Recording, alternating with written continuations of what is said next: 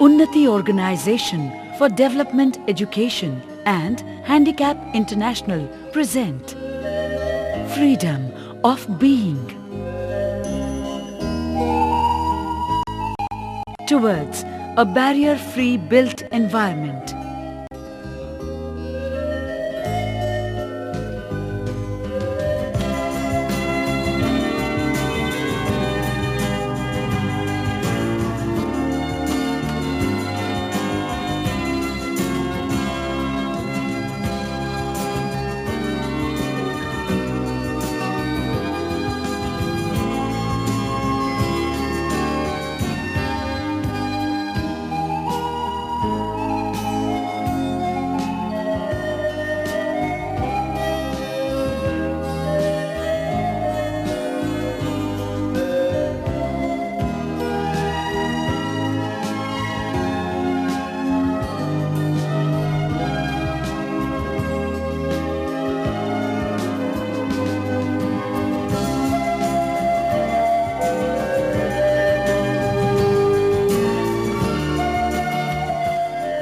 We are all born to be free, to live life with self-esteem and dignity, even those of us who are abled differently.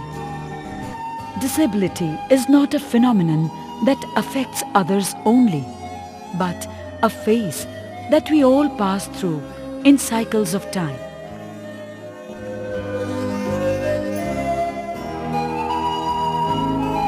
The meaning of disability for access needs includes not only the persons with physical impairment, but also the temporarily infirm, senior citizens, pregnant women, people carrying children or luggage.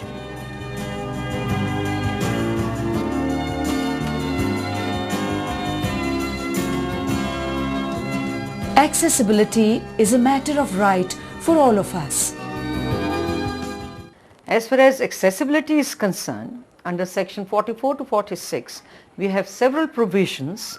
For example, it is mandatory to have educational institutions, workplaces, public places accessible for persons with disability. The Persons with Disabilities Act 1995, section 2 defines disability in very clear terms. For orthopedic disability, any person who has more than 40% disability is considered a person with disability.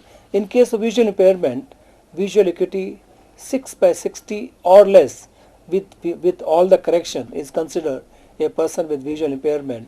In case of hearing impaired, it is 65 decibel or more loss in both the ears is considered a person with hearing impairment. And for mental retardation, there's a IQ based definition, and 70 or less IQ is considered person with mental retardation. Now the good thing is, as we have an act which covers the definition of disability, so we have a very conclusive definition of disability, and by act we have 7 types of disabilities. 4 I explained, and 3 more are persons who are leprosy cured, low vision, and people with mental illness. But only thing is, these definitions are medical definitions. In fact, the right approach would be defining them in functional terms. I think the time is now appropriate that we should go for the functional definition of disability, which will be more appropriate when we are talking about access as a matter of right. As per the latest census report, over 22 million people are defined medically disabled within India. With inclusion of persons with reduced mobility, it amounts to nearly 1/5 of the total population. And yet, is our environment accessible to all?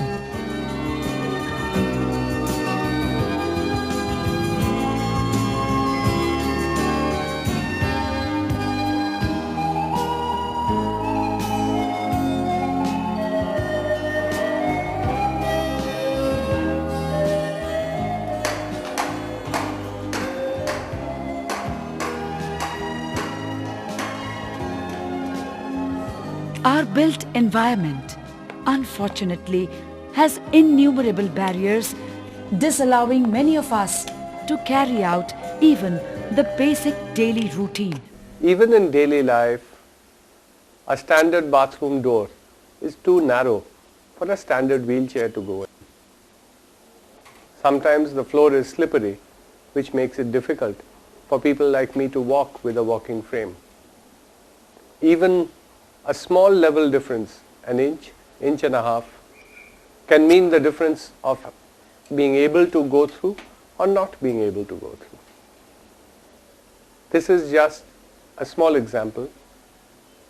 The area all around us is full of obstacles and barriers which affect a person's opportunities, chances of employment, chances of accessing services, chances of treatment, not being able to go to offices, not being able to go to shops, clinics, not even being able to vote for that matter.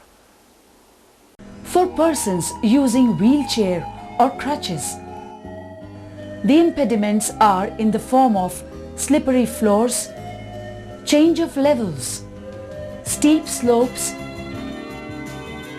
steps and stairs, handrails, width of doorways and corridors, door swings and accessories, counter heights, toilet pans and faucets, as well as the range of control panels.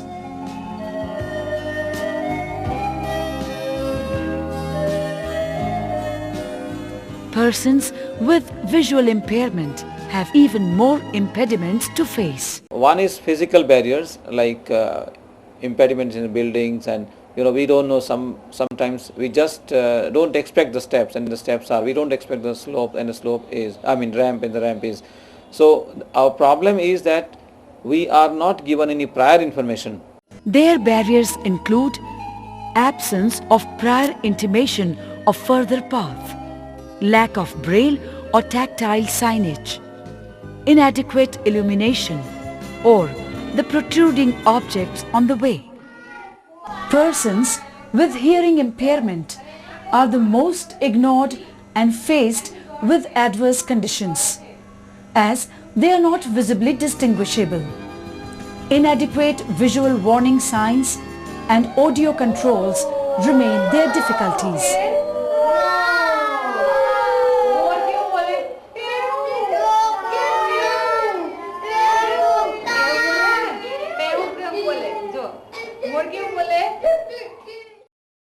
Kalidas is saying that from the time I wake up, there are many tasks I have to do.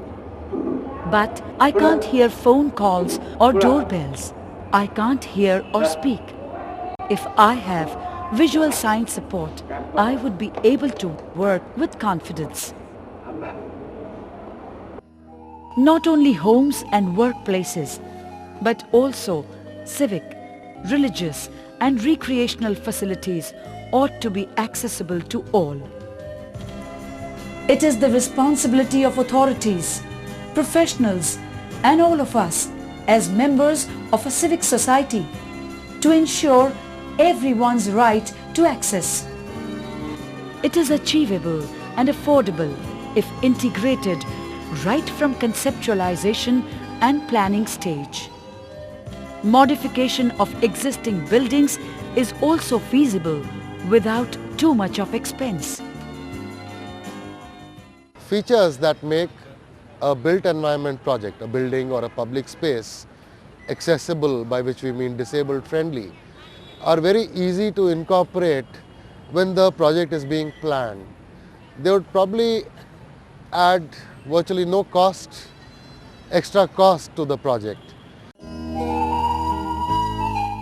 Accessible public spaces like parks and shopping areas such as Garden of Five Senses and Delhi Haat provide a truly democratic and socially interactive civic space for all.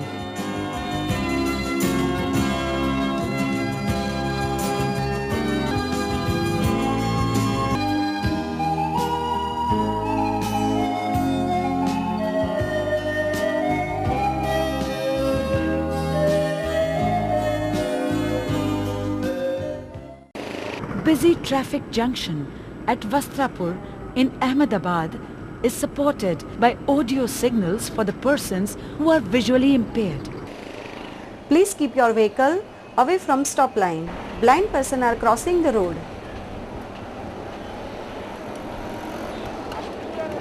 The new metro system in Delhi ensures mobility for persons with multiple disabilities and helps them achieve economic and social independence.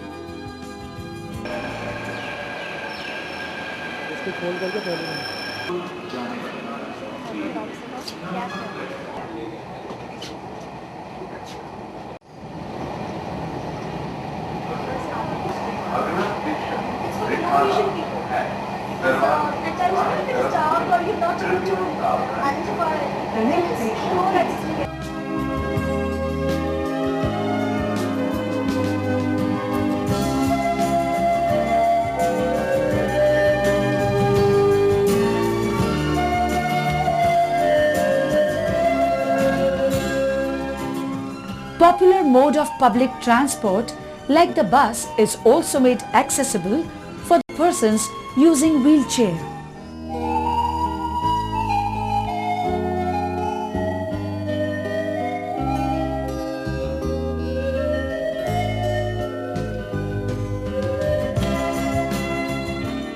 Lowering transaction counters in banks and ATMs go a long way in ensuring that these basic utilities are accessible.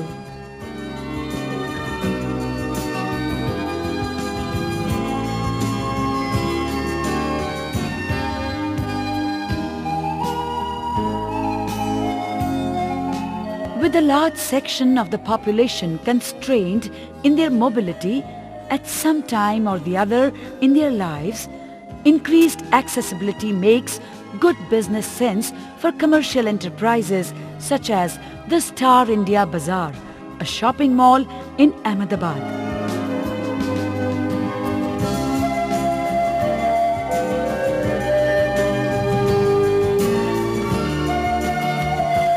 In a public building, provisions for accessibility must not begin and end with a ramp. Many other features that need to be incorporated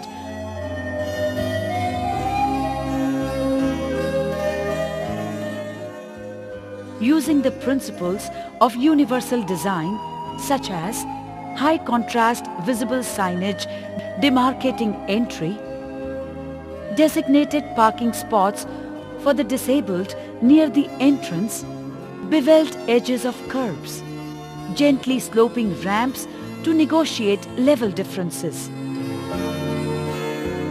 tactile and color contrasted flooring at the commencement and termination of ramps or stairs, accessible handrails, lowered control panels, wide doors with high contrast frames,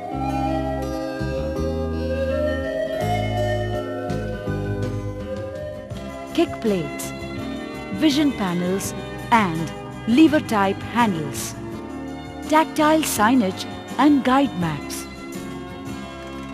audio as well as visible alarms, non-slippery flooring, adequate illumination levels, reachable counter heights with clearance for wheelchairs, adequate turning radius in toilets, raised seat heights of the pans, lever type faucets, grab bars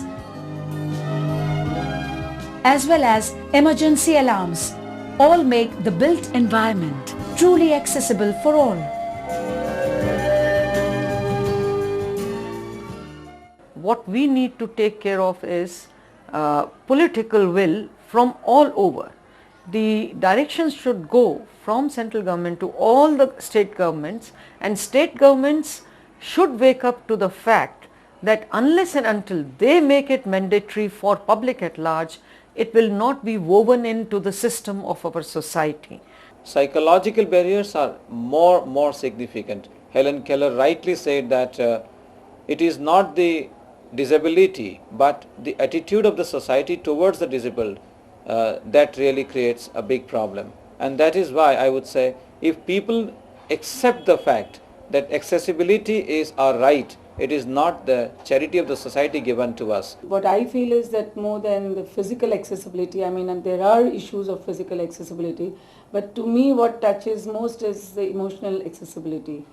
When people generally call people like me apang or disabled, it absolutely hurts me and it creates a block, which I feel is something which we need to really sensitize people, that people who challenge, I mean who face these kinds of challenges are not less by any means. Generally women are marginalized in all type of development sectors, and more so disabled women. When we talk about accessibility, it is essential if they want to perform their daily activities independently or without fear, like going for shopping or going to entertainment places or to school. If we want to increase equal participation, accessibility is must. Then and then only their parents can leave them to grow on their own.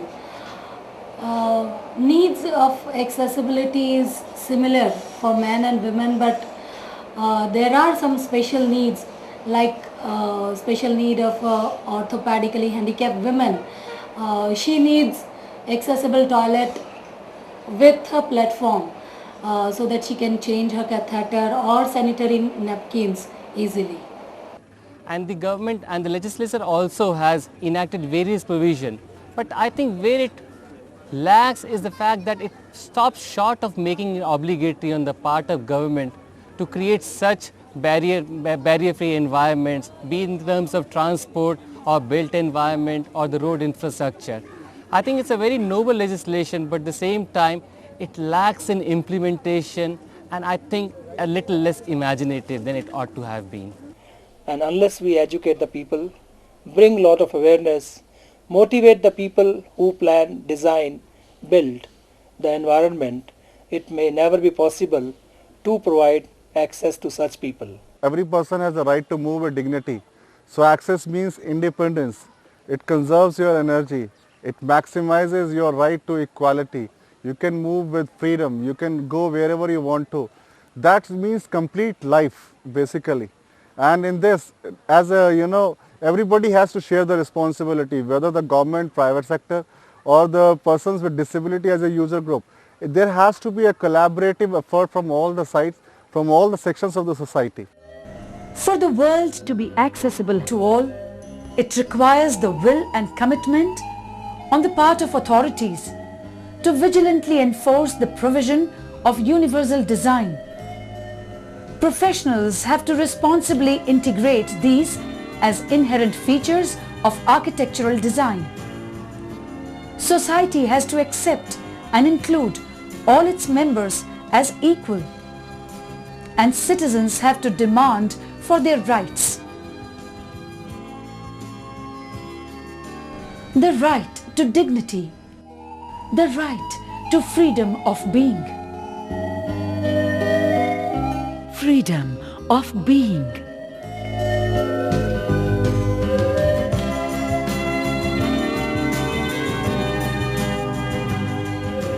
Direction Ashok Mewada.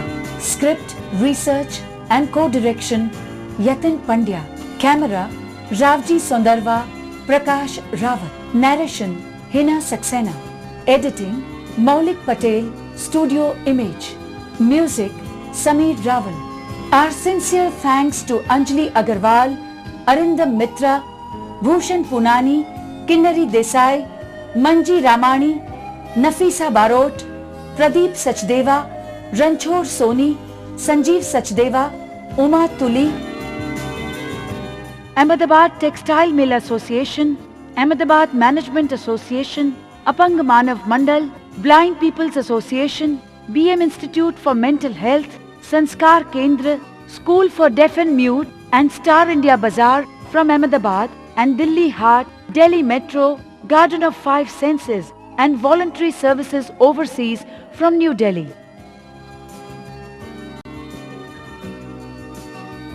We are grateful to Samarthya Center for Promotion of Barrier-Free Environment for Disabled People, New Delhi, for their invaluable support and coordination during shooting at Delhi Metro, Garden of Five Senses and Delhi Haat.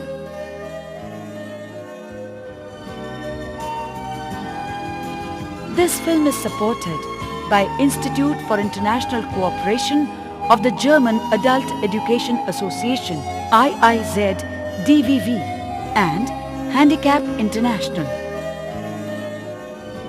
This documentary is part of a movement for barrier-free built environment in Gujarat, involving collaborative efforts of multiple stakeholders such as persons with disabilities, NGOs, academic institutions, media, architects, planners and builders.